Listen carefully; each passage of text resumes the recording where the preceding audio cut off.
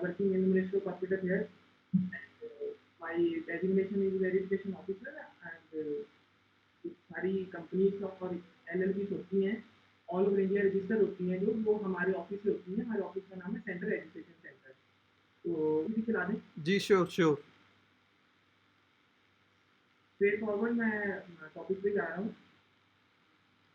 हाँ जी, अगर आज का हमारा टॉपिक है how to plan for startup and legal and ethical steps, कि हम स्टार्टअप के लिए प्लान कैसे करें। सबसे पहले हमें ज़रूरत है कि प्लान करने की, तो स्टार्टअप हम प्लान करें। आज मैं आपको प्लानिंग भी सिखाऊंगा, उसकी जो लीगल स्टेप्स हैं वो भी सिखाऊंगा और एथिकल स्टेप्स हैं वो भी सिखाऊंगा।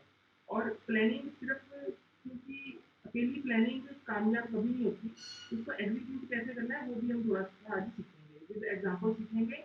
और आई होप कि आप सभी को ये सेमिनार अच्छा लगेगा। हाँ जी, शुरू करते हैं।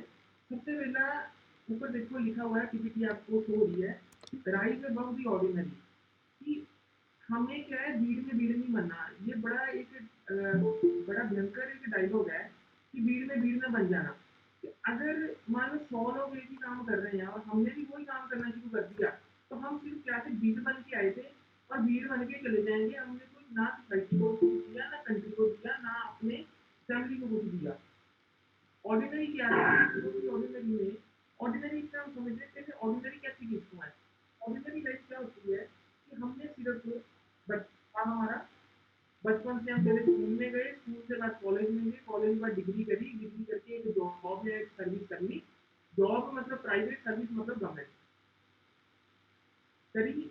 हर साल हमें सैलरी इंक्रीमेंट हुआ। ज़्यादातर क्या होता है 10-15% बढ़ता है, कुछ ना कुछ बोनस मिल जाता है। और हम एक दिन जब हम 60 साल के हुए हम हो गए रिटायर। क्या यही ज़िंदगी आप जीना चाहते हो? अगर तो हाँ, तो फिर तो बड़ी अच्छी बात है। फिर जैसे वो मेट्रो में बैठते हैं लोग जो अपना हमारी पीपीटी में दिखते हैं, वो वैसी ज़िंदगी चलेगी। सुबह 9 बजे मतलब तैयार होके रोटी का डिब्बा लेके जाओ, शाम को 5 बजे छुट्टी करके वापस आ जाओ। संडे मिला उसमें अपना काम कर लो और जीवन ऐसे व्यतीत करके चले जाओ।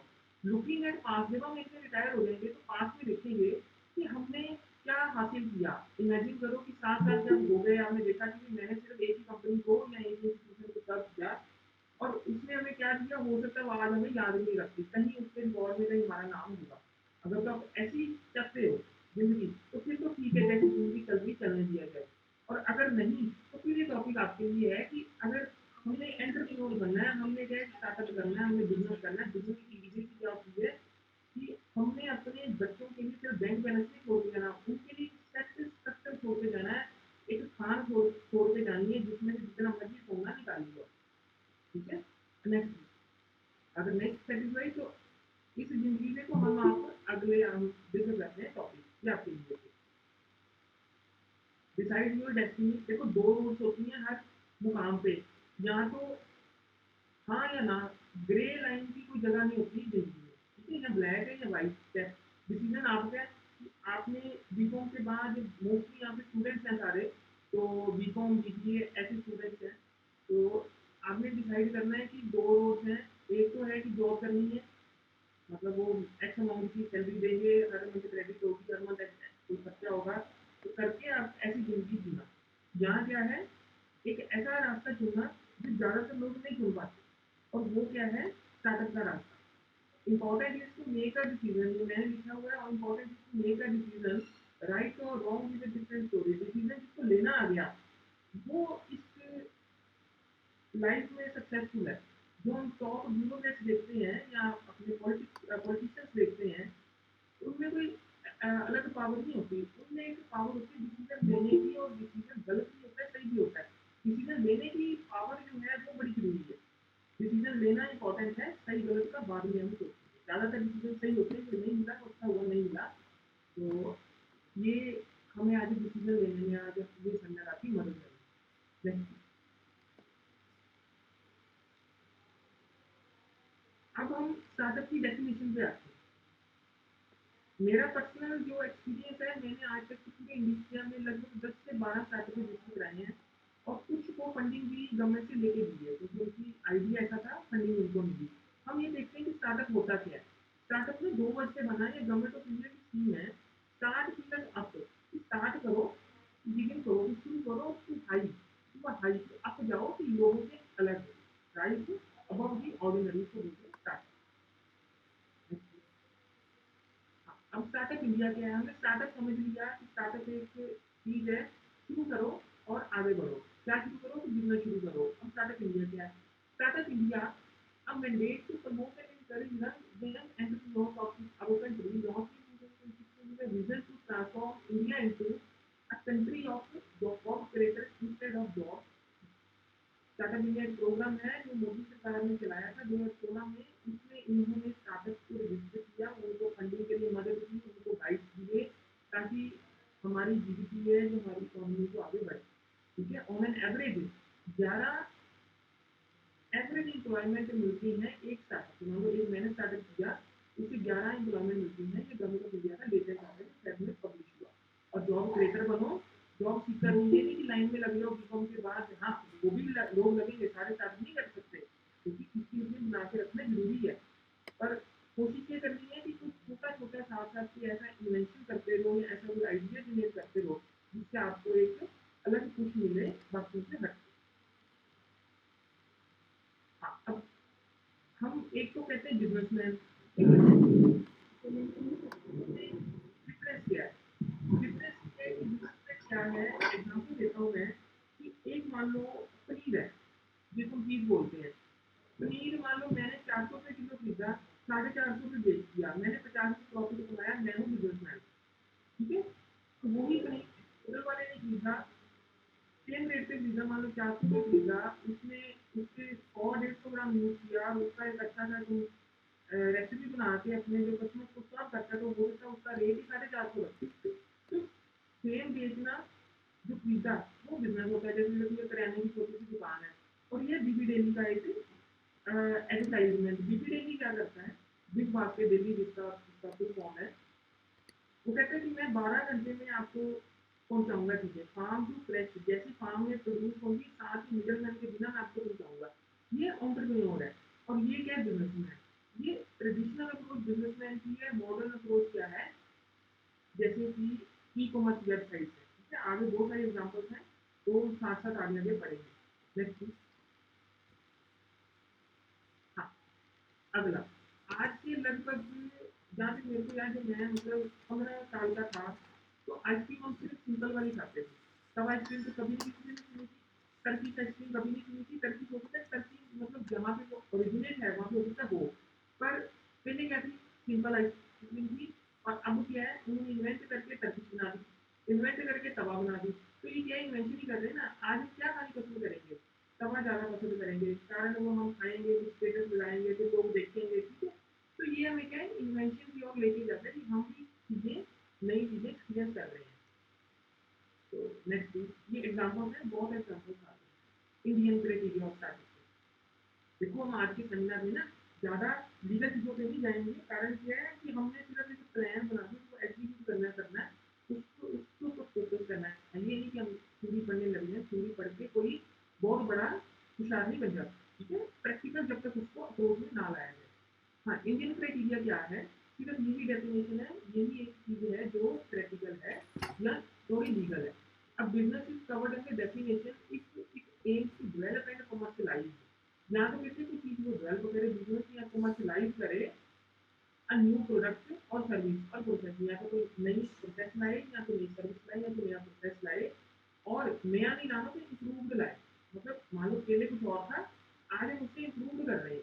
ठीक है, तो बिजनेस डेवलप करे और कमर्शियलाइज करे। ये नहीं कि मैंने बनाया कुछ नया और अपने घर पे रख लिया, नहीं, उसको कमर्शियलाइज करना है, उसको लोगों तक पहुंचाना है। इसको कहते हैं स्टार्टअप की Indian definition. That will create और ऐड वैल्यू फॉर कस्टमर और वर्कफ्लो, कि लोगों के लिए वैल्यू क्रिएट करे और लोगों को ज़्यादा अच्छा लगे इन्वेंशन उसमें से हो। और ये स्टार्टअप इंडिया जो है ये ministry of commerce and industry इसको पूरा रेगुलेट करती है, गवर्नमेंट ऑफ इंडिया का। और department for promotion of industry and internal trade. अब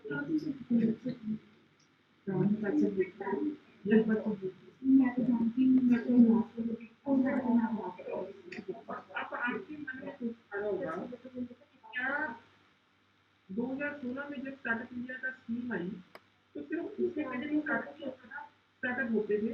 उनको जो क्या कहते हैं एक सरकारी लीगल वे में नहीं ट्रीट किया जाता था, वो सिर्फ स्टार्टअप में लोग काम करते थे। मेरी जो सबसे बन रही है बिफोर 2016 नो स्टार्टअप, ये क्वेश्चन आपके मन में आएगा कि स्टार्टअप की 2016 की है, क्या उससे पहले स्टार्टअप नहीं था? उससे पहले एम आई एन इंडिविजुअल शायद लोग को स्टार्टअप कोई भी कर सकता है, पर स्टार्टअप इंडिया में रजिस्टर करने के लिए एक क्राइटेरिया है, वो हमें फुलफिल करना चाहिए।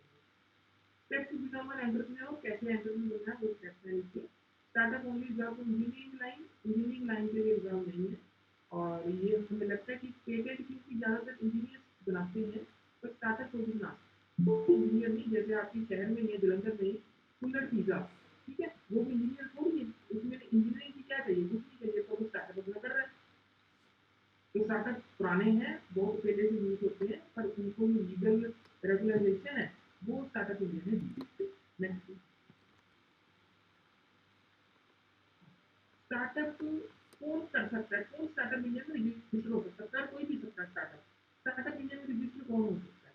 जो कंपनी की एज है वो 10 साल से ज़्यादा नहीं होनी चाहिए। कंपनी आपकी 10 साल से पुरानी नहीं होनी चाहिए, नई कंपनी होनी चाहिए। कंपनी की टाइप होनी चाहिए प्राइवेट लिमिटेड कंपनी, और पार्टनरशिप फॉर्म जो रजिस्टर्ड हो, और लिमिटेड लाइबिलिटी पार्टनरशिप। सिर्फ तीन ही ऐसे क्या कहते हैं पॉइंट्स हैं, टाइप्स हैं, जिसपे हम स्टार्टअप इंडिया में रजिस्ट्रेशन ले सकते हैं। या तो कंपनी, प्राइवेट लिमिटेड कंपनी, या पार्टनरशिप फॉर्म जो रजिस्टर्ड हो, या लिमिटेड लाइबिलिटी पार्टनरशिप। और उसकी टर्म और 100 करोड़ से ज़्यादा नहीं होनी चाहिए कोई भी फाइनेंशियल ईयर में, जब से वो बने। और एंटिटी नंबर 4 है, ओरिजिनल होनी चाहिए। ये नहीं होना चाहिए कि मान लो तो कोई वो ऑलरेडी अमरनामेशन से कंपनी बनी है या कोई रिकंस्ट्रक्शन से बनी, ऐसे नहीं होना चाहिए। इनोवेटिव एंड स्केलेबिलिटी, आपके अंदर इनोवेट करने की, इम्प्रूवमेंट करने की स्ट्रक्चर होना चाहिए, मूव वर्ड करो, और स्केलेबिलिटी के साथ काम करो। और कंपनी टाइप हम आगे डिटेल में समझते हैं। नेक्स्ट, हाँ, कंपनी टाइप, ये ना बड़ी एक, जो कई प्रोफेशनल्स बन भी चुके हैं ना, मान लो कोई टीचर है, या कोई स्टूडेंट्स है जो बीकॉम पढ़ चुके हैं, एमबीए पढ़ चुके हैं, उनको ये चीज़ें नहीं पता होती। मैं क्लियर करता हूँ एक डाउट, इसमें सिलेबस में नहीं आपके, मतलब टॉपिक में नहीं था, पर और एडिशनल इन्फॉर्मेशन मैं आपको बता रहा हूँ। प्राइवेट लिमिटेड कंपनी कर सकती है स्टार्टअप, लिमिटेड लायबिलिटी पार्टनरशिप कर सकती है, रजिस्टर्ड पार्टनरशिप फॉर्म कर सकती है, ये एलिजिबल है। इंडिविजुअल नहीं कर सकते, इंडिविजुअल स्टार्टअप कर सकते हैं, स्टार्टअप इंडिया में रजिस्टर नहीं अपने आप को, उसके लिए ये तीन टाइप में इसमें आना पड़ेगा। और अब हम देखते हैं कि कंपनी क्या है। कंपनी हम किसको बोलते हैं? क्या सुपर एंड सेफ्री बुक कंपनी कंपनी है? क्या सुपर एंड सेफ्री एंड कंपनी कंपनी है? सुपर एंड सेफ्री प्राइवेट लिमिटेड कंपनी है? सुपर एंड सेफ्री लिमिटेड कंपनी है, या सुपर एंड सेफ्री एलएलपी कंपनी है? कंपनी एक्ट में कंपनी सिर्फ उसको बोला जाता है जिसके नाम के पीछे लिमिटेड या प्राइवेट लिमिटेड वर्ड आए। स्टार्टअप इंडिया में किस कंपनी को माना जाएगा? सुपर एंड सेफ्री बुक कंपनी कंपनी नहीं है। Mere use of word company आपको कंपनी एक्ट में कंपनी नहीं बनाता, एंड कंपनी कंपनी नहीं बनाता, प्राइवेट लिमिटेड आपको कंपनी बनाता है। लिमिटेड अकेला लिखा हो, सुपर एंड सेफ्री लिमिटेड, तो वो कंपनी है। पर स्टार्टअप इंडिया में क्या चाहिए? Private limited company. ये क्या है? लिमिटेड जो अकेला लिखा होता है वो होता है पब्लिक लिमिटेड कंपनी। आपको पता होगा ना, पब्लिक लिमिटेड कंपनी और प्राइवेट कंपनी में क्या डिफरेंस है? कंपनी एक्ट आई वो कभी पढ़ चुके हैं या पढ़ने वाले होंगे, उसमें आपको क्लैरिटी होगी। एनएलपी, लिमिटेड लायबिलिटी पार्टनरशिप की नया कॉन्सेप्ट है, और इसको भी हम स्टार्टअप इंडिया में अलाउ कर देते हैं। नेक्स्ट, की स्टैटिस्टिक्स, ये फेब 2014 के डाटा है स्टार्टअप इंडिया की वेबसाइट का। कितने स्टार्टअप रजिस्टर हो चुके हैं? 1 लाख से ज़्यादा स्टार्टअप रजिस्टर हो चुके हैं। एग्जैक्ट फिगर है इसकी 1 लाख लगभग 27,500 के करीब, और 128% का उनको compound interest, compound annual growth है। 12.42 लाख एम्प्लॉयमेंट रेट, ये सिर्फ स्टार्टअप नहीं, 1 लाख में 12 की ना, तो वही 11 की एवरेज के साथ इसको हमने सरकार ने प्रेजेंट कर दिया। और 50% स्टार्टअप टायर 1 और टायर 3 सिटीज के हैं, और 80 स्टार्टअप एवरेज है कि लगभग रेगुलाइज 80 स्टार्टअप हो। नेक्स्ट, स्टार्टअप क्यों करना है, मतलब स्टार्टअप के फायदे क्या है?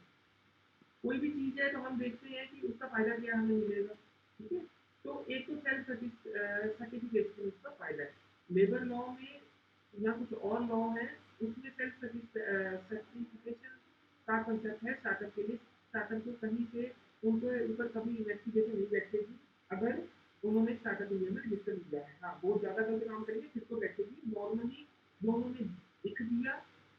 माना जाएगा कि फाइनल है।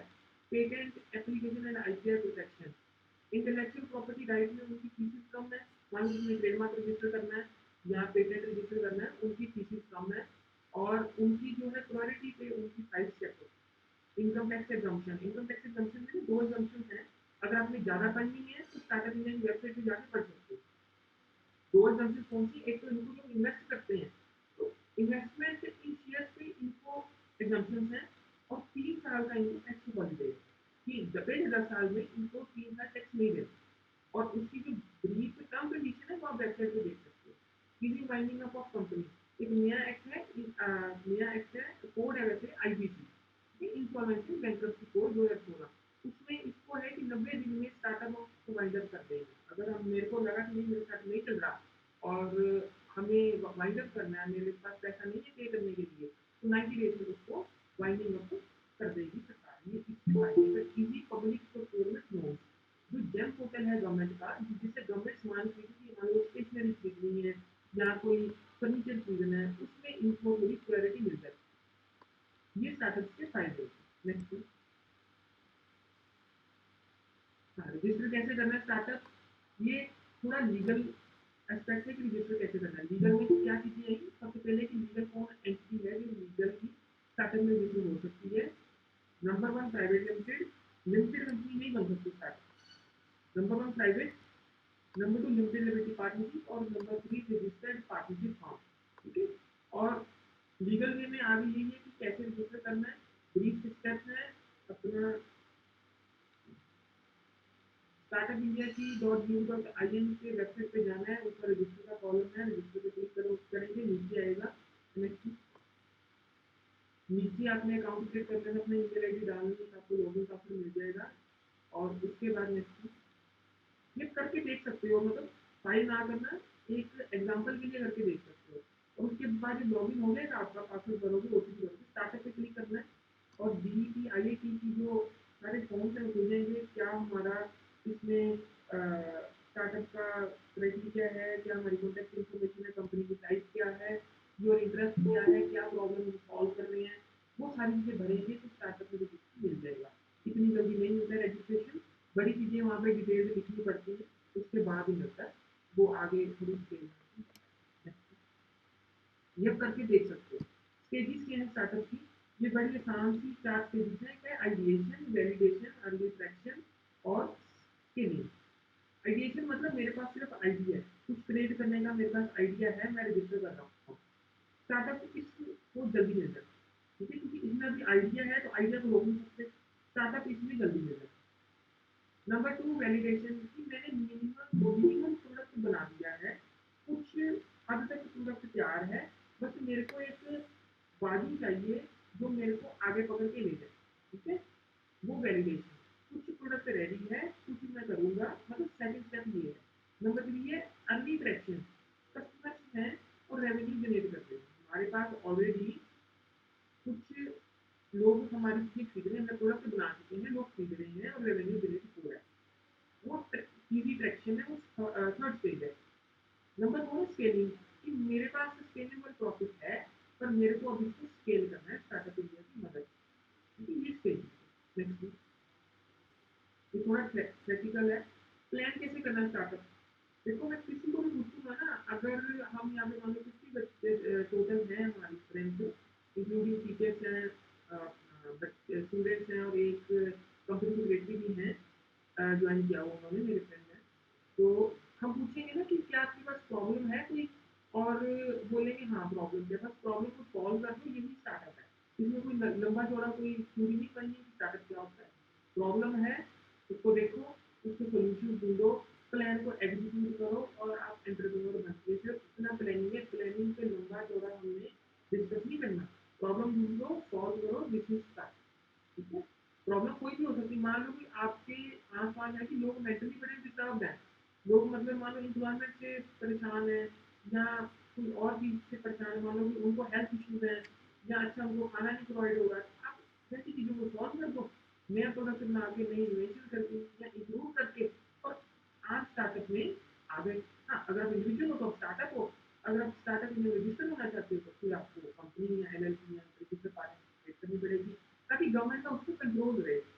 इंडिविजुअल कुछ भी मना कर दिया उसने तो इंडिविजुअल में कंट्रोल कोई नहीं है, कंपनी के कंट्रोल है, कंपनी फाइलिंग करती है, पानी की फाइलिंग करती है, रजिस्टर सारी चीज़ें रजिस्टर है। तो इसलिए उन्होंने ये 3 टाइप्स को यूज़ में अलॉट किया। नेक्स्ट प्लान सिर्फ उतना ही करना है। प्लानिंग यूजलेस है, एग्जीक्यूटिव ना की जाए। प्लान में करता रहा, मान लो सारी रात में प्लान करता रहा, मैं सुबह से ये करना है, सुबह से ये करना है, ये करना है, सारी डायरी भर दी, ठीक है? और सुबह उठा ही नहीं, सुबह लेट उठा, उठ के फटाफट तैयार होकर ऑफिस चले गया, कुछ नहीं किया। तो जब तक प्लान बनाएंगे, बनाए जाएंगे, एग्जीक्यूशन के बिना प्लानिंग व्यर्थ है। हमने क्या एग्जीक्यूट करना है, लोगों से सीखना है, जो ऑलरेडी सक्सेसफुल चीज़ें हैं दुनिया में, लोग हैं, उनसे हमें सीखना है कि कैसे सक्सेसफुल बने, उनकी सक्सेस स्टोरीज पढ़ो। अगर वो एग्जीक्यूट ना करते तो हमारी तक ना पहुँचे। एथिकल स्टेप्स के एथिकल स्टेप्स कोई ज़्यादा हम इस पर वो नहीं कर सकते, डिटेल डिस्कशन नहीं कर सकते। अपनी वैल्यूज को डिफाइन करो कि क्या नहीं करना है, क्या करना है, ठीक है? अगर कोई आपका ऐसा स्टार्टअप है जिसमें कोई एनिमल को या कोई मान लो ह्यूमन को या प्लांट को हार्म हो रहा है, तो हम एथिकल नहीं होंगे ना। एथिकल क्या है, अच्छा बुरा सभी को पता होता है। हम बताना नहीं चाहते कि हम बुरे हैं, हम बताना नहीं चाहते कि हम अच्छे हैं, ठीक है? एग्जाम्पल सेट करो, जैसे टाटा क्या है, टाटा इंडस्ट्री जो है वो सबसे एथिकल है। हम मैं कहूँगा किसी को भी टाटा की शेयर खरीद लो, तो वो बेझिझक खरीदेगा, कारण कि उनको पता है ये एथिकल कंपनी है, एथिकल कभी बेचता नहीं बनता, ठीक है? उनकी गवर्नेंस बड़ी अच्छी है और वो कभी अपने लोगों को या अपने एम्प्लॉय को कभी हार्म नहीं करते।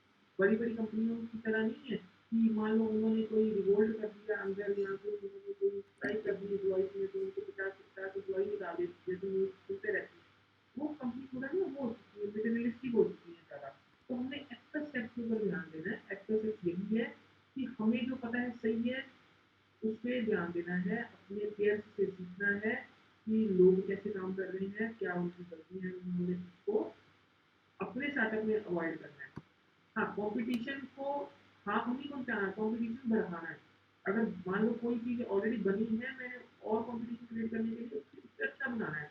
कंपटीशन को भी हार्म नहीं करना, क्योंकि अच्छी इकोनॉमी के लिए मोनोपोली नहीं अच्छी, अच्छी इकोनॉमी के लिए प्रॉपर कंपटीशन अच्छा है, ठीक है? कट थ्रोट कंपटीशन नहीं करना ज़्यादा, पर हम कंपटीशन को एथिकल स्टेप मानते हैं।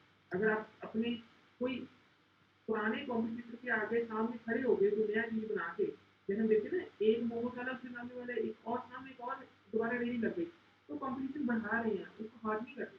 वो ethical competition is ethical. Next please. मतलब एथिकल किसी को हार्म ना करे, ठीक है? Thanks to shark tank India, ज़्यादातर लोगों ने स्टार्टअप इंडिया देखा होगा। स्टार्टअप इंडिया एक शो है और उसमें क्या है, नए स्टार्टअप को रेकॉग्नाइज करते हैं और फंड करते हैं। फंडिंग आपको समझ आ गई, मान लो कि उनको कहते नहीं हम डिवेंचर देंगे आपको, तो कहते नहीं, शार्क कहते नहीं डिवेंचर नहीं लेने, मैंने इक्विटी लेनी है। इक्विटी में फायदा होता है, डिवेंचर को मान लो 12% इंटरेस्ट रेट लेके खत्म हो गया। इक्विटी क्या है, अगर 50% प्रॉफिट है तो उसको भी 50 मिलेगा अपने शेयर पे। और बड़ी चीज़ें वहाँ पे सीखने को मिलती है। आप क्योंकि सारे कॉमर्स के स्टूडेंट्स हो या कॉमर्स के फील्ड से रिलेटेड हो, तो आप साथ में इंडिया देखने की कोशिश करो, बड़ी चीज़ें सीखने को मिलती है। इन्वेंशन वहाँ से पता लगता है कि लोग क्या कर रहे हैं, जो सोचते हैं। जैसे प्री ब्रांडिंग में, जैसे मैंने सुनी थी, वीडियो सुनी थी, वो कहते हैं कि हम शार्क टैंक इंडिया में गए, पर हमें फंडिंग नहीं मिली, पर उसके बाद जाने के बाद हमें क्या हुआ, सेल्स हमारी बड़ी अच्छी ग्रो हो गई, टर्नओवर में देखो, कारण उनको रिकग्निशन मिल गई, प्री ब्रांडिंग में। तो बड़े अच्छा उनका ये शार्क टैंक इंडिया का भी रोल है, इंडियन स्टार्टअप इंडिया का जो मोटिव है उसको आगे बढ़ाना। हाँ, वो गवर्नमेंट नहीं है इनफॉर्मल है, एंटरटेनमेंट सेक्टर का वो पार्ट है, पर अच्छा हो। जैसे केरला बनाना चिप्स, पहले किसी को नहीं पता होता था कि बनाना चिप्स केरला में कितनी फेमस है, शार्क टैंक पे आया तो फिर हो सकता है कहीं खाए होंगे चीज़ें, है ना? ये तो नहीं पता लगना था। देखिए,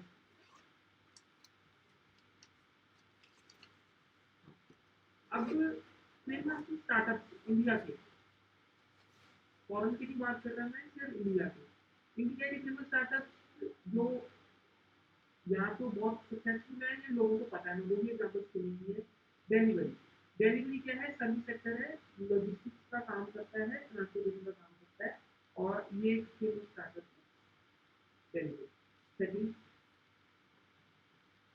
we are ready with credit board. Credit एक फिनटेक कंपनी।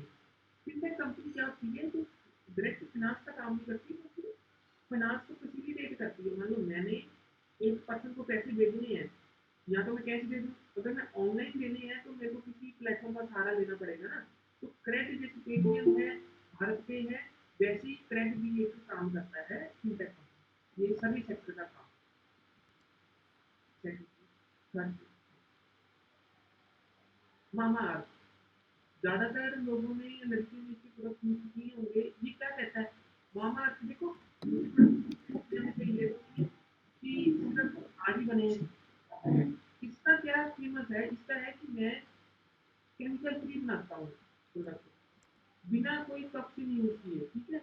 और वो सक्सेसफुल स्टार्टअप बन गए। लोग बाकी क्या करते थे, पुराने स्टार्टअप की वो करते थे, केमिकल्स ऐड करते थे बीच में, जो कि हमारे स्किन के लिए हार्म करते थे। इसमें बनाए हैं बिना टॉक्सिक के या बिना केमिकल। कहने की बात है, बनाता है कि नहीं, पर लिखा तो उसमें ओटीपाई। ओटीपाई का नाम मैंने, क्योंकि मैं बेसिकली जलंधर सिटी से हूँ, और जलंधर सिटी में शायद इसका नहीं अभी बिजनेस ऑपरेशन शुरू हुए। जब मैं यहाँ पे गुड़गांव शिफ्ट हुआ ना 2022 में, नया नया था, तो बड़ी दिक्कत आती थी कि, क्योंकि तब कन्वीनियंस भी कोई मेरे पास नहीं था, और घर भी जो था वो मार्केट से दूर था। तो बड़ी दिक्कत आती थी कि वो बाहर जाओ, फिर मार्केट में सामान लेने जाओ 10 किलोमीटर, 10-15 मिनट का रास्ता। तो फिर मैंने किसी ने मेरे को बताया कि ओटीपाई एक ऐप है जो क्या करती है, India fastest farm to home delivery in 12। आप इसकी ऐप खोल के देखना। वो कहते हैं कि हम स्टोर नहीं करते, always fresh, never never store. हम स्टोर नहीं करते चीज़ों को, हम सीधे जैसे ही आता है हम वेयर हाउस से सीधा आपको भेज देते हैं। तो मैंने फिर इसको मंगवाना शुरू किया, और आज भी लगभग कुछ 2-4-5 दिन बाद कुछ लोग जैसे मंगवा ही लेते हैं। ये सर्विस सेक्टर है, ई कॉमर्स। अगला है कयोस। ये तो देखो जलंधर में भी है, ओटीपाई का मेरे को नहीं पता है कि नहीं, ये जलंधर में कयोस है। अब कयोस क्या करता है कि तरह तरह की चाय बनाता है। जिंजर वाली अलग, जो ये फूड सर्विस सेक्टर है, और ये भी बड़ा अच्छा काम करता है। ये सारे स्टार्टअप ही हैं। चाय इसके आने से पहले भी बनती थी, पर अब ये क्या करता है, उसमें थोड़ी इन्वेंशन कर दी। तरह तरह की, मान लो गुलाब वाली चाय, या स्पेशल इलायची वाली चाय, लोग बड़े खुश होकर करते हैं। और इसका देखो, उन्होंने ग्लास पे अलग से लोगो छपवा दिए, अपने हरा रंग लगा दिया कि वो है नेचुरल है। तो ये प्रमोशन के तरीके हैं सारे। तो हमने भी ऐसा कोई आइडिया सोचा है कि हम उसको कुछ अपने लेवल पे कुछ प्रमोट करता है नेक्स्ट। हाँ, लेटेस्ट जो आजकल न्यूज में है, ये बड़ा पाव क्वीन। मैं कभी, मतलब गुड़गांव में रहता हूँ, पर ये मैं दिल्ली की है, मैं कभी गया नहीं क्योंकि मेरे पास इतना टाइम नहीं होता। पर काफ़ी लोग यहाँ पे डरते हैं। जो पुराना हमारा कंसेप्ट था ना कि कस्टमर इज द किंग, इसने वो खत्म कर दिया। किया कि नहीं, आप कभी सोचोगे कि भाई वो कैसे किया। यहाँ पे एंटरप्रेन्योर किंग बन गया। ये क्या करती है, मान लो बड़े बड़े बिजनेसमैन को भी लाइन में लगा देती है कि नहीं 2 घंटे या 1.5 घंटा या आधा घंटा वेट कर, फिर मैं बड़ा पाओ तुम्हें दूंगी। बिना बात की फेमस हुई। मेरे को लगता है कि सब टेस्ट जब इन लोगों ने किया, तो कहते हैं कि टेस्ट तो बहुत अच्छा नहीं है, इतना यूनिक नहीं है, क्योंकि हमें नहीं पता कि भीड़ क्यों है। उनका क्या कंसेप्ट है, जैसे हमें नहीं पता इसके पास भीड़ क्यों है। भीड़ होने का कारण क्या है, इसने कस्टमर किंग का कंसेप्ट खत्म कर दिया। और स्टार्टअप इंडिया करना ये चाहता है कि कस्टमर किंग ना बने, किंग कौन बने, एंटरप्रेन्योर जो है वो किंग बने, कि जो वो कहेगा वही होगा। पर ये बिना कस्टमर की चीज़ें जरूरी नहीं है, ठीक है। तो ये लेटेस्ट आया है बड़ा पाओ क्वीन। आपने वीडियो देखी होगी इंस्टाग्राम पे या कुछ भी। तो जीरो से हीरो की कहानी इसमें बताती है, आप देख सकते हो। अदर फेमस स्टार्टअप, ओला, ठीक है। उबर हमें पता है कि फॉरेन का है। ओला तो हमारे इंडिया का है। ओला, जोमेटो, शादी डॉट कॉम, ये एक चाय सुट्टा बार है। ये भी एक लड़का चलाता है, 23-24-25 साल का होगा हमारे बीच में। तो वो सेम चाय का कंसेप्ट है कि उसमें उसने क्या किया है कि जो कुल्हड़ होता है, कुल्हड़ मतलब कि जो मिट्टी का होता है ना ग्लास, कहता है कि मेरा ये कंसेप्ट था कि मैं देश की मिट्टी को लोगों के जुबान तक लगाऊं या लिप्स तक लगाऊं, कि दुनिया में भी कि हमारे देश की मिट्टी कितनी इंपॉर्टेंट है, वो कंसेप्ट लेके आया। और आज की कितनी सारी फ्रेंचाइजीज हैं इंडिया में, फॉरेन में भी शायद होंगी, आप देख सकते हो। अगला पेटीएम, पेटीएम हमको पता है फिनटेक कंपनी है, ये भी एक स्टार्टअप ही है। लेंसकार्ट, लेंसकार्ट आपको सभी को पता है, स्टार्टअप इंडिया में शार्क टैंक में भी इसका जो फाउंडर है वो बैठता है, एज अ शार्क बैठता है। भारत पे नाइका, बोट, ये सारे क्या है, छोटे छोटे स्टार्टअप हैं। भारत पे भी फिनटेक कंपनी के तो जरूरी नहीं है कि सिर्फ इंजीनियर लाइन ही आगे बढ़ रही है। चाय सुट्टा बाहर जो कि एक चाय बनाने की कंपनी है, ये चाय बनाने वाला बंदा है, उसने किसी इंजीनियर को बुलाया नहीं। ठीक है, ये क्या है, ये ई कॉमर्स कंपनी भी नहीं है, ये प्रोडक्ट बनाती है, नया प्रोडक्ट है, नए स्टाइल में बेचती है और बड़ा खुश होते हैं लोग पीछे। लेंस कार्ट है भारत पे, नायका, और नायका न्यूज की जो है लग्जरी ब्रांड्स है, बोट है। बोट वाले ने भी बोला, बोट वाले चार्टर्ड अकाउंटेंट है, अमन है जिसका नाम। उसका कंसेप्ट क्या था कि कहते कि पूरे इंडिया मैंने घूम ली कि जो अच्छे हेडफोन्स हैं या ईयरफोन्स की क्वालिटी है, वो कहते मेरे को भी अच्छी नहीं चाहिए। और इसका एक और स्टार्टअप शार्क टैंक इंडिया में एक ब्रांड का आया, हैमर, ऐसी डबल एम इंडिया, वो भी काम करता था, एयरपोर्ट वगैरह बनाता था, वो भी मोस्ट सक्सेसफुल है शार्क टैंक का आज तक का। और बोट भी ऐसा ही है, बोट ऑलरेडी सक्सेसफुल था। जलंधर के कुछ स्टार्टअप, अब जलंधर के कुछ स्टार्टअप्स, वैसे तो स्टार्टअप बहुत है, पर मैं क्योंकि जलंधर थोड़ा 2 ढाई साल हो गए, तो ज़्यादा पता नहीं है। मेरे को जो पता है वो ही मैंने लिख रहा हूँ यहाँ पे। जैसे कुल्लड़ पिज़्ज़ा, कुल्लड़ पिज़्ज़ा की जो शॉप है वो कहाँ पे आपको पता होगा, लवली बेकरी जहाँ पे है, ज्योति चौक उसके पास है। थोड़ी दिन पहले मैंने देखी, उनका कस्टमर अच्छे हैं, तो उन्होंने क्या किया, पिज़्ज़ा कहते हैं हमें गोल नहीं सर्व करना, हमने क्या सर्व करना है, एक कुल्हड़ में सर्व कर देना है। क्योंकि लोग क्या आजकल मिट्टी से ज़्यादा प्यार करने लगे, लोग ऑर्गेनिक हो रहे हैं। तो उसने कुल्हड़ में पिज़्ज़ा सर्व किया, और वो यूनिक उसका जो कंसेप्ट था वो बड़ा सक्सेसफुल हुआ, और आज वो स्टार्टअप अपना कर रहा है। नेक्स्ट, अपना चाय वाला। अपना चाय वाला की आउटलेट जलंधर में है, आई थिंक ये मेरे को लोकेशन नहीं पता, शायद मॉडल टाउन की यहाँ रामा मंडी के कहीं पास है। और ये भी सेम कंसेप्ट है कि अपना चाय वाला, इसकी जो कंपनी है, इसकी रजिस्टर्ड कंपनी है। आप लिखोगे ना एमसीए मास्टर डाटा पे अपना चाय वाला, तो ये जलंधर की कंपनी है। ये भी एक स्टार्टअप है, ये सेम चाय सुता बार जैसा ये है लड़का, और ये भी बड़े इन्वेंशन करता रहता है अपने प्रोडक्ट। नेक्स्ट, देखो मैं क्योंकि अभी तो मिनिस्ट्री कॉर्पोरेट फेयर में काम करता हूँ, पर सीएस बनने के बाद मैंने ना आपको छोटी सी स्टोरी बताता हूँ अपनी, 1 मिनट में, कि मैंने कुछ 4-5 महीने की प्रैक्टिस की थी। प्रैक्टिस क्या होती है कि हमें एक सीएस में प्रैक्टिस का क्या मतलब होता है कि हमें एक लाइसेंस मिल जाता है, और हम एक प्रैक्टिसिंग प्रोफेशनल जैसे चार्टर्ड अकाउंटेंट होता है, वैसे ही एक हम अपना ऑफिस खोल के और जो चीज़ें हैं अपने नाम के नीचे सर्टिफाई कर सकते हैं। और सेम जो काम एक प्रैक्टिसिंग कंपनी सेक्रेटरी करता है वो हम कर सकते हैं। कंपनी सेक्रेटरी एक जॉब वाला होता है जो कंपनी में जॉब करता है, सीएस कंपनी सेक्रेटरी, वो केएमपी होता है, की मैनेजरियल पर्सन। और एक होता है प्रैक्टिसिंग, तो मैं प्रैक्टिसिंग था, तो मैंने कुछ रजिस्टर किए हैं स्टार्टअप, लगभग 12-13 किए हैं। और उसमें से जो मेन है जिनको आज भी जो अच्छे रन कर रहे हैं, वो मैंने उनके एग्जाम्पल्स लिख रहा हूँ यहाँ पे। पहला है ग्रैंड इंडियन टैक्स एलएलपी, ये एमएसएमई को प्रमोट कर रहा है, ये आपके जलंधर में है। ठीक है, आप लिखोगे एमसीए मास्टर डाटा में ये एलएलपी है, सारी चीज़ें मैंने इसकी रजिस्टर कराई है, इसको थोड़ी फंडिंग भी थोड़ी लेके दी थी, कुछ प्रोसेस में है। ये एमएसएमई को प्रमोट कर रहा है, क्योंकि कहते हैं कि जलंधर क्या है, सॉरी, हैंड टूल्स की बड़ा अच्छा हब है।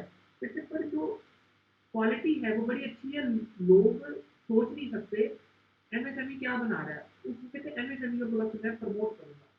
तो उसके लिए इसने बनाया एमएसएमई एक्सपोर्ट प्रमोशन के लिए स्टार्टअप रजिस्टर कराया था मेरे से, और ये हो गया। We codify technology private limited, ये एचआर और सॉफ्टवेयर डेवलपमेंट का काम करता है, ये जलंधर में। ये 2022 की शायद रजिस्ट्रेशन है इसकी कंपनी की, और 23 में इसको स्टार्टअप किया। लाइफ बिल्डिंग इंडिया एलएलपी, ये अमृतसर की है। एलएलपी ये क्या एनर्जी वेस्ट मैनेजमेंट का काम करती है। एनर्जी को ये वेस्ट नहीं होने देती। जैसे मान लो घर में हम चले गए, ट्यूबलाइट जलती रहेगी या जहाँ पे ट्यूबलाइट नहीं जरूरी, वो कोई आर्टिफिशियल इंटेलिजेंस इसमें ऐसी लगाई है कि वहाँ पे एनर्जी सेव हो जाती है। और के इनोवेशन प्राइवेट लिमिटेड, ये तमिलनाडु की कंपनी थी, ये मेरे ही सिग्नेचर्स के साथ बनी है।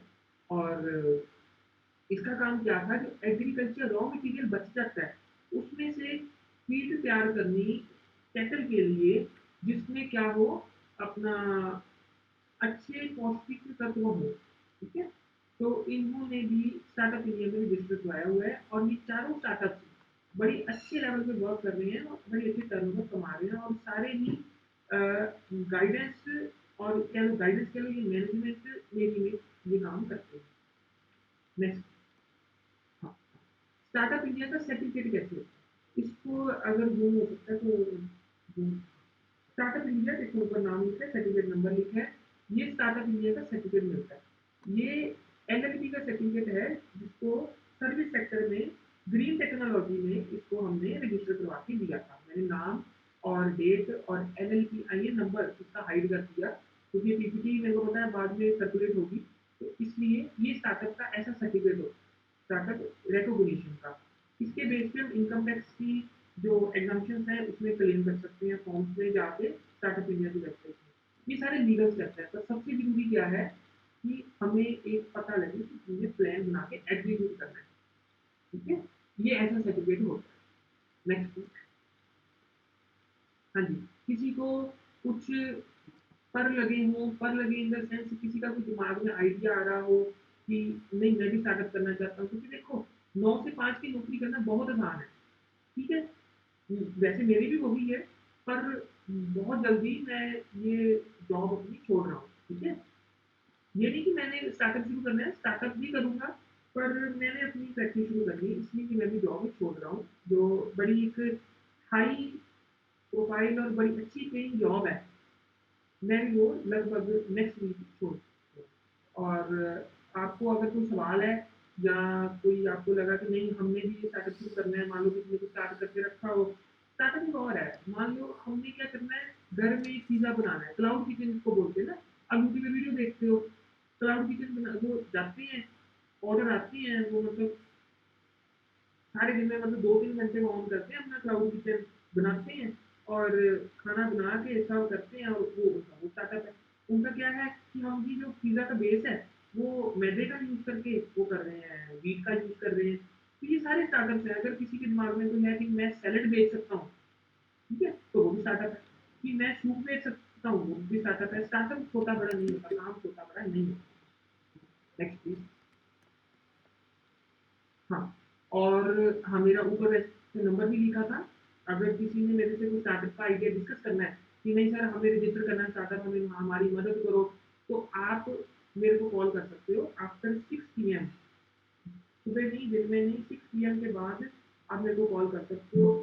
काफ़ी लोग मेरे को जैसे सेमिनार में भी हैं, कई स्टूडेंट्स हैं मेरे, या कई मेरे से गाइडेंस लेते रहते हैं, और मेरी सिस्टर भी सेमिनार ज्वाइन किया हुआ है उसने, कनाडा से। वो भी क्या कहते हैं, स्टूडेंट है बिजनेस एडमिनिस्ट्रेशन की डिप्लोमा की, तो मैंने रिक्वेस्ट की थी उसको कि ज्वाइन कर लेना, उसने भी किया है, हर्षिता। तो थैंक्स आपका भी। और मेरे को मेरा इंस्टाग्राम एक अकाउंट है, उसमें मैं फिलोसफी या मोटिवेशनल कोर्स डालता रहता हूँ, आप फॉलो करना चाहते हो कर सकते हो, या देख सकते हो उसमें क्या है। Next please. हाँ, और शुरू में जैसे मैंने बात की थी कि दो रास्ते हैं। ठीक है, एक एक तो जो जिसपे सभी चल रहे हैं, वो रास्ता ना बड़ा वो होगा, साफ सुथरा होगा, ऑलरेडी उसके रोड साफ होगी, पता होगा रास्ता क्या है। बट एक रास्ता है जो अपना बिजनेस करने का, सारी जिम्मेवारी मेरी। ठीक है, वो रास्ता बड़ा कठिन है। ये देखो जैसे जो है, वो एक पर्सन है अकेला चल रहा है, और फिर दूसरा रास्ता बहुत बड़ा है, उसमें 4 लोग इकट्ठे भी चल सकते हैं। देखो ये 4 लोग इकट्ठे जा सकते हैं, बड़ी सड़क दूर तक दिख रही है रेडी, पर ये रास्ता देखो कहीं कहीं से बना है, और आपने कौन सा चुनने की कोशिश करनी है। 9 से 5 वाली नौकरी ठीक है, कुछ में 2-4 साल कर लो, बट लीगली क्या करोगे, बच्चे कहेंगे कि मेरे मदर या मेरे फादर इस कंपनी में इस पोजीशन में थे, अब वो रिटायर हो गए। ठीक है, बिजनेस होगा तो आपका जो आने वाला जनरेशन है वो भी उसका लाभ उठा सकेगी। And I choose the one less travelled by. ये पोएम है एक, और ये आप लाइन डालोगे, बड़ी फेमस पोएम है, आ जाएगी। हाँ सर एक स्लाइड है, इसके आगे जाना। नहीं, थैंक यू के बाद। हाँ जी, इसके आगे, इसके आगे, हाँ, थोड़ी आगे। मैंने ये रिजर्व करके रखा था कि टाइम होगा तो डिस्कस करूंगा स्टार्टअप आइडिया, कि मैंने डिस्कस ऑलरेडी किए भी थे। पर आजकल लोग किस चीज़ के मतलब फैन है, आजकल लोग क्या नॉर्मल चीज़ों के फैन है, कि लोग अपनी लाइफ को सुधारना चाहते हैं। लोग चाहते हैं कि हमारे जो लाइफ है उसमें पीस बनी रहे, पीस में शांति बनी रहे, हमें कोई ऐसा काम नहीं करना है कि हर चीज़ ही बंद हो जाए। तो कुछ स्टार्टअप आइडियाज में आप में से जो ज्वाइन किए हैं, ज्वाइनिंग हैं, वो यूज कर सकते हैं। Number one, organic farming. बड़े जो सेलिब्रिटीज हैं या बड़े अच्छे बिजनेसमैन हैं, वो क्या कर रहे हैं आजकल, ऑर्गेनिक फार्मिंग के ऊपर जा रहे हैं, ऑर्गेनिक वीगन हो रहे हैं कि नहीं। एक तो वेजिटेरियन होता है, जैसे वीगन, कि हमने डेयरी प्रोडक्ट यूज कर नहीं करना। उनको क्या कहते हैं, टोफू वगैरह जो होता है ना, उसको पनीर की जगह टोफू खाते हैं, ग्रीन वेजिटेबल्स खाते हैं, उसी पे जीवन जीते हैं, और वो कहते हैं ऑर्गेनिक फार्मिंग के रूप में हम ना हेल्थ कॉन्शियस हो रहे हैं। तो ये एक अच्छा स्टार्टअप है, अगर आप कर सको। पढ़ाई के साथ भी कर सकते हो, ये नहीं कि पढ़ाई खत्म होगी फिर करेंगे। पढ़ाई खत्म होगी, जॉब लग जाएगी, जॉब करते करते टाइम भी मिलेगा। अभी धीरे धीरे इस प्रोसेस में चीज़ों को लाना शुरू करो। हेल्थ केयर फूड सैलेड्स हैं। अब जोमेटो खोलो, पहले आज से 4 साल पहले जब जोमेटो खोलते थे, सिर्फ दाल मखनी नहीं आती थी, दाल मखनी, पिज्जा, डोमिनोज, मैकडी। आज क्या आता है, सैलेड, सैलेड, ठीक है, बाउल्स आते हैं सैलेड के, उसमें उन्होंने वो क्या ये होते हैं स्प्राउट्स, ये ऐसी चीज़ें। लोग हेल्दी रहे, हेल्थ केयर फूड्स का बिजनेस आप शुरू कर सकते हो दुनिया इन्वेंट करके। आर्ट एंड कल्चर और हैंडीक्राफ्ट प्रोडक्ट्स, ये चीज़ें आजकल फैशन में है, ठीक है।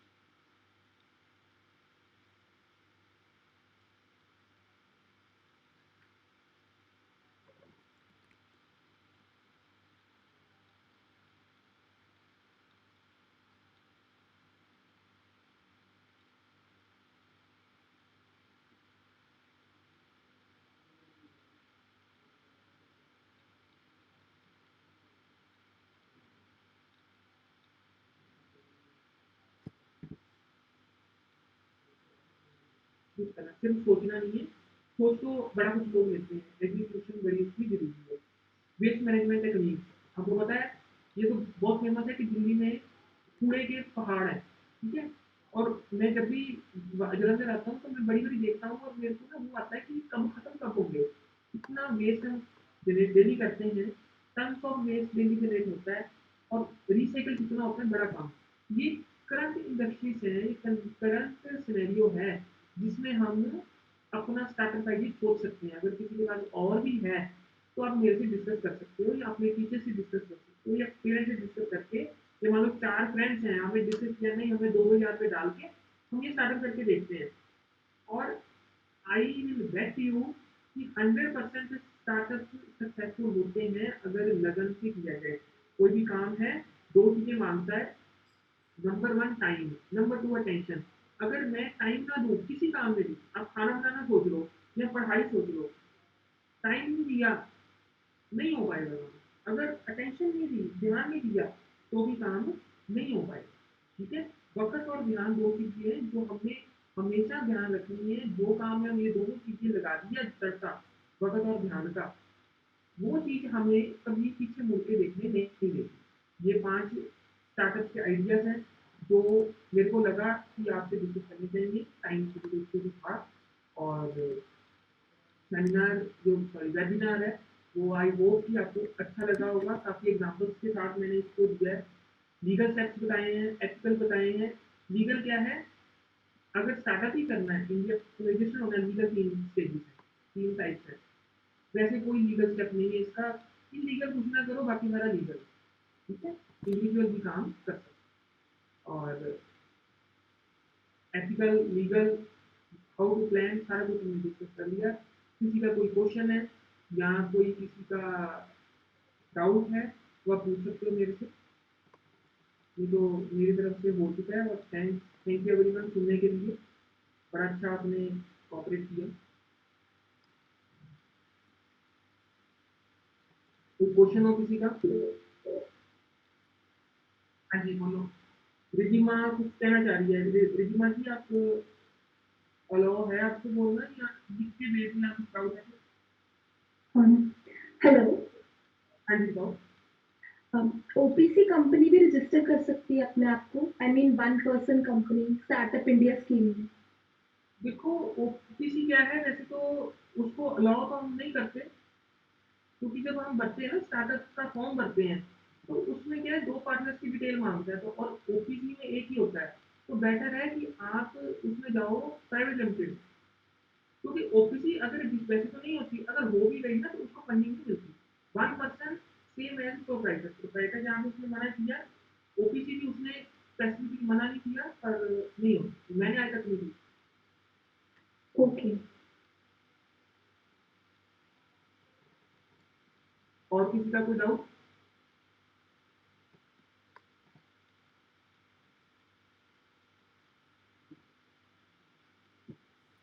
Thank you Suparn, it was good. कोई मेरा डाउट है यार? हाँ जी, थैंक यू सर। अगर हम प्रोफेसर ने अभी हम प्रोफेसर से कोई खोलना हो तो कोई सजेस्ट करो क्या हो सकता है? हाँ, सजेस्ट किसी ने तो करना हो कि ये हम मानो स्टार्टअप कर सकते हैं, तो यू कैन फ्रीली मतलब यू कैन डिस्कस हियर। यार आप कोचिंग सेंटर बोल सकते हो मैं थोड़ा सा। नहीं तो बस अगर हमने टीचर्स जो हैं लोग, हम लोग को सोचते हैं जैसे मैं कॉमर्स का हूँ, पूरी सब कंप्यूटर के हैं, ठीक है आवाज आ रही है? हाँ जी मानस सर। तो हम कौन सा स्टार्टअप खोलने की सोच सकते हैं? कौन सा स्टार्टअप ऐसा है जो किसी टीचर ने या किसी प्रोफेसर ने रजिस्टर करवाया हो? टीचर्स ना एक स्टार्टअप जैसे फिजिक्स वाला है, बायजूस है और अपग्रेड है। वो चीजें क्या करते हैं, लोगों को आसान करके मान को वो पढ़ाते हैं। यूट्यूब पे आके अपने चैनल से उनके कोचिंग्स हैं, तो वो आप रजिस्टर कर सकते हो। नहीं तो एज ए टीचर जैसे आप सोशल अवेयरनेस पे कोई स्टार्टअप बना सकते हो कि चीजें हम मतलब सोसाइटी को हम कैसे सुधार सकते हैं। जो कुछ भी हो सकता है, कोई एथिकल स्टेप्स हो सकता है, या फिर ऐसा है कि लोगों को एजुकेशन के लिए प्रमोट करना, ऐसी चीजें एज ए टीचर कर सकते हैं। करियर अवेयरनेस के लिए स्टार्टअप लगा सकते हैं कि एचआर का, कि जैसे हमारा कॉलेज भी करता है कि कैसे उनको लोगों को बाद में जॉब मिलेगी, या नए एंटरप्रेन्योर्स को या नए उनको यूनिवर्सिटी के साथ कनेक्ट करना, उनको फंडिंग मिले। Okay thank you. As a teacher proceed कर सकते हैं। ठीक है, ठीक, thank you. Thank you Suparn, it was a very resourceful session और आपने बहुत ही सिंपल लैंग्वेज में बच्चों को समझाया है and I guess the students will be definitely delighted and enlightened with all the views that you have presented here.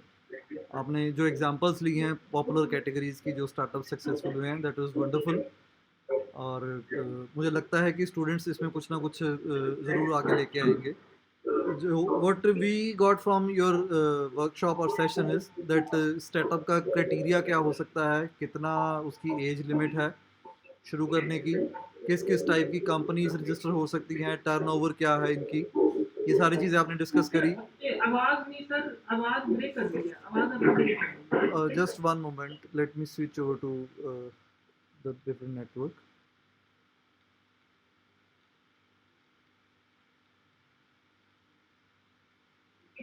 Yes, I am Audible.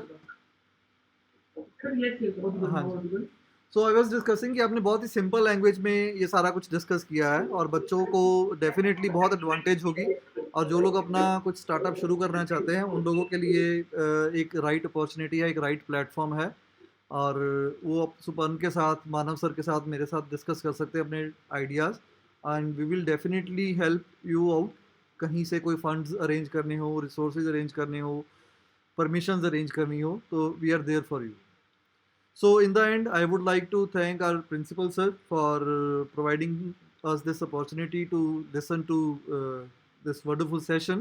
And I would like to thank Manav Agarwal sir for arranging this talk. And last but not the least, all the students who very patiently attended this session and asked the questions from the resource person. So thank you very much. Anybody having any question or any query? Otherwise we'll close this session today here.